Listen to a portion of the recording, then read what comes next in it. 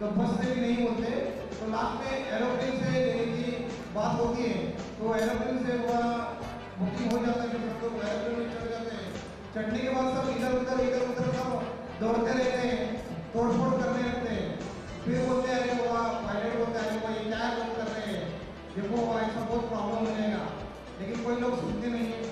फिर एक आदमी वहाँ खड़ा रहता है दरवाजे में, उनको बोलता है देखो भाई उनको जरा समझाओ कि ऐसा कुछ करना नहीं, क्योंकि पायलट अगर प्लेन अगर गिर जाएगा तो हम सब मर जाएंगे, इधर उधर सब प्रॉब्लम हो जाएगा।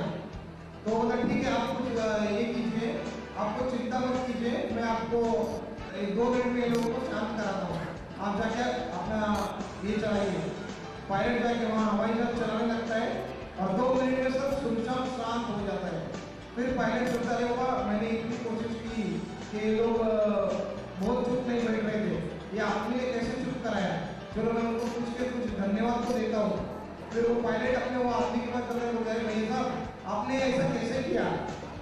तो वो बोलता है मैंने ज़्यादा कुछ नहीं किया, मैंने हवाई जहाज का दरवाजा खोल दिया और उनसे कहा, उनको कहा कि बस स्टॉप आया है, तो उन्होंने वो सब बस स्टॉप आया सुन के दरवाजा खोल के उतर गए।